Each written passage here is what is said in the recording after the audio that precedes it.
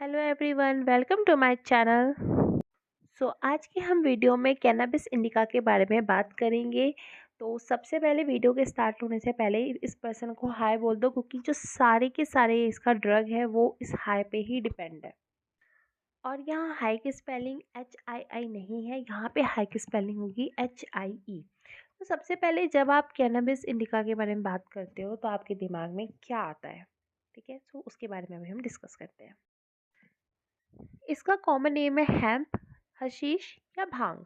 ठीक है, इसे तीनों नाम से हम बुलाते हैं और ये सबसे ज़्यादा पॉपुलर है भांग के नाम से। ठीक है, ये वेजिटेबल किंगडम से मिलता है, जिसकी फैमिली अर्टिकेसी है और इसके जो प्रूवर है वो डॉक्टर हनीमन है।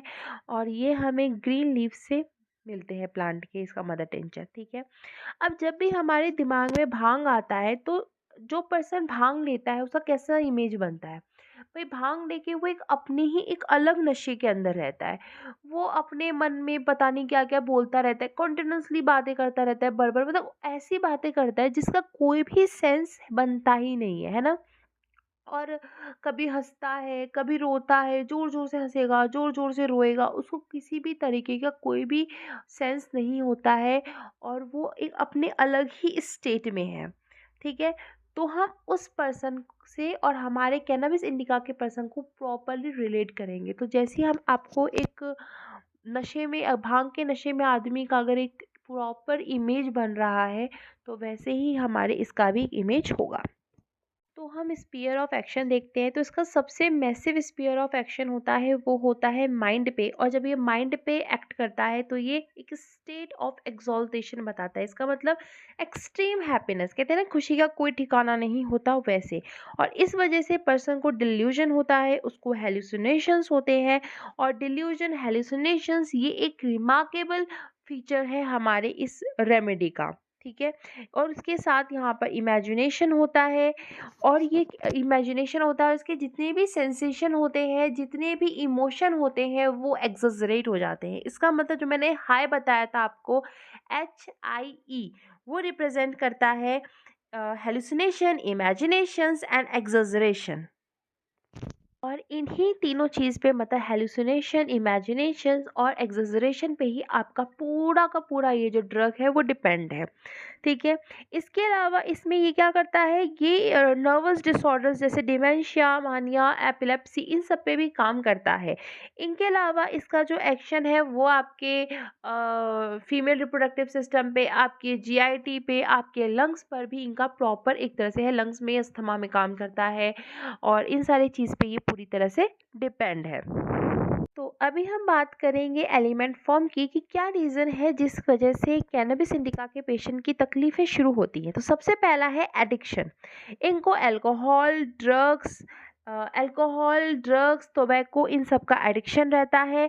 साथ ही में यहाँ पर दूसरा रीज़न ये है कि जब ये कोई न्यू जगह मूव करते हैं, एक इनके लाइफ में एक अचानक से चेंज आता है, या सपोज़ अगर कोई शादी के बाद किसी ने अपना घर चेंज किया, तब इनके सिम्टम्स स्टार्ट होते हैं। तो अब हम इसके फिजिकल जर्नल्स की बात करते हैं। सबसे पहले तो जैसे एक भांग के नशे में पर्सन का ना, वो एक सबकॉन्शियस स्टेट में रहता है, उसे कुछ अता पता नहीं है कि कौन क्या टाइम हो रहा है, मैं किस जगह पे हूँ या क्या है, उसे कुछ अता पता नहीं है। वैसे ही कैनबिस इंडिका के पेशेंट को किसी भी चीज़ का कुछ भी होश वगैरह नहीं होता है। वो अपने एक सबकॉन्शियस स्टेट में होता है, जिसमें वो एक रिलैक्स स्टेट में है। क्या हो रहा है, कहाँ क्या है, उसे कुछ नहीं पता है। वो हैप्पी है, वो सैड है, वो एक अपनी अलग ही दुनिया में है। ठीक है, और जैसे मैंने बोला था high, that is hallucinations, imaginations and exaggeration, ये इसके कैरेक्टरिस्टिक सिम्टम्स है। ठीक है, और ये एग्जैजरेशन सिर्फ यहाँ पर सेंसेशन या इमोशंस का नहीं होता है, यहाँ पे प्रॉपर डिस्टरबेंस है इमोशंस का। कभी खुश है, कभी सैड है, लेकिन यहाँ पे एग्जैजरेशन टाइम का भी है, स्पेस का भी है। पर्सन को टाइम नहीं पता है, उसके लिए टाइम बहुत धीरे धीरे पास ऑन हो रहा है। उसको नहीं पता है कि भाई कितना डिस्टेंस मैंने कवर किया है, या कितना डिस्टेंस सामने है, या अगर सामने कोई रॉड है तो उसको वो भी नहीं पता चलेगी कि वो रॉड कितनी बड़ी है, उसकी रॉड की लेंथ क्या है, उसको कुछ भी पता नहीं चलने वाला है। अगर मैं इनके हंगर की बात करूँ तो यहाँ इनकी हंगर बहुत ज़्यादा बढ़ जाती है जब इनके कंप्लेंट्स होते हैं। इनकी क्रेविंग बहुत ज़्यादा होती है स्वीट्स के लिए, थर्स्ट बहुत ज़्यादा है कोल्ड ड्रिंक के लिए। और जो पेन है थोड़े से वॉक में इनका एक शार्प पेन होने लगता है इनके नीज़ और एंकल वगैरह में। ठीक है, उसके बाद ये इनका जो स्लीप है ये बहुत ज़्यादा स्लीपी है, लेकिन ये सो नहीं पाते। ठीक है, और कभी कभी बात करते करते ये सो जाते हैं। ठीक है, बात करते करते सो जाते हैं और रात में सोते टाइम ये अपने तीत वगैरह एकदम दबाते हैं। और इनको सोते टाइम जो सपने आते हैं ज़्यादातर बहुत डरावने सपने आते हैं और डेथ बॉडी से रिलेटेड सपने आते हैं। और इनका जो पल्स होता है कंप्लेन के दौरान, इनका जो पल्स होता है वो बहुत स्लो हो जाता है।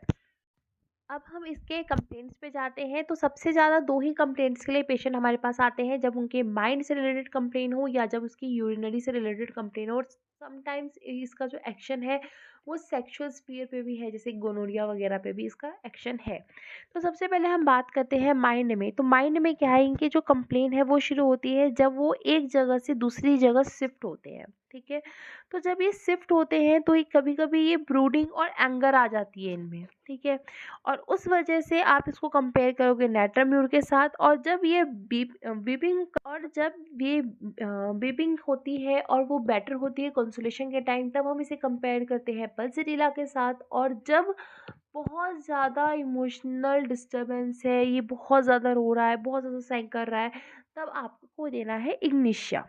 दूसरा जो मोस्ट इम्पॉर्टेंट चीज़ है वो है फॉरगेटफुलनेस।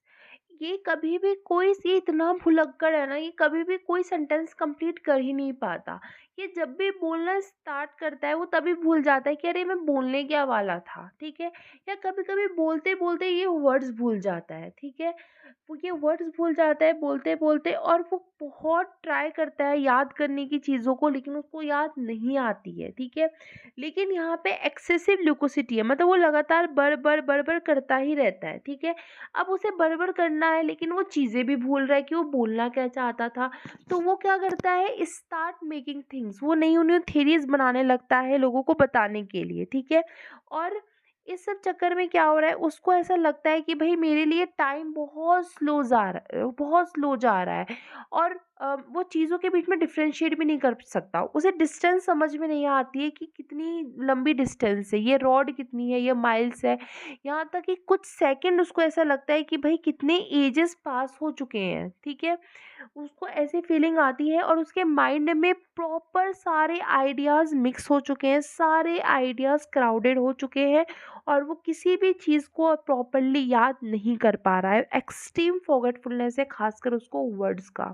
ठीक है, ठीक है, यहाँ पर एक और चीज़ है, यहाँ पे ग्रेट फियर ऑफ डेथ है कि उसको लग रहा है कि भाई मैं मरने वाला हूँ। ठीक है, साथ में ये इतना ड्रंकर्ड पीपल की तरह बिहेव करते हैं, मतलब नशे में ऐसे ऐसे होता है जैसे नशे में है ये लोग। कभी हंसते हैं कंटिन्यूसली, बहुत जोर जोर से हंस रहे हैं, और कभी अचानक से रोने लग जाते हैं, मतलब चेंजेबल मूड है इनका। ठीक है, उसके अलावा ये बहुत ज़्यादा फुल ऑफ फन है, और साथ ही में ये एंग्शियस है और बहुत ज़्यादा डिप्रेस्ड है।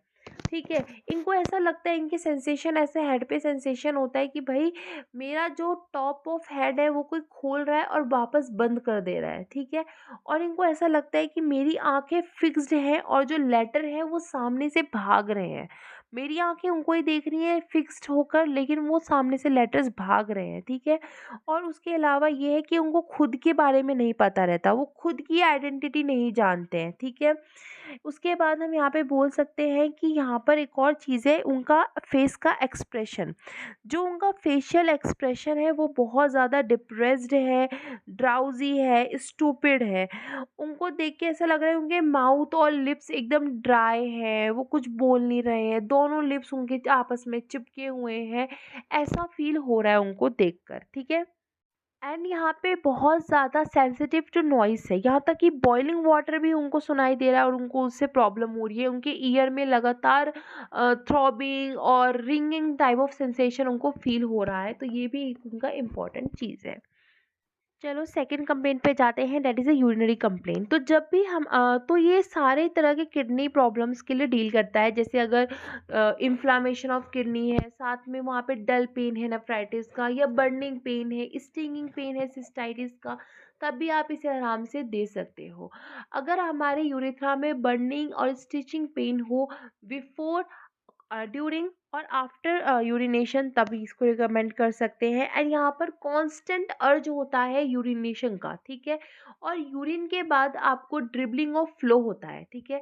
थोड़ा बहुत यूरिन होने के बाद थोड़ा बहुत यूरिन आता है। उसके साथ में यूरिनेशन से पहले पेशेंट को वेट करना पड़ता है यूरिन का।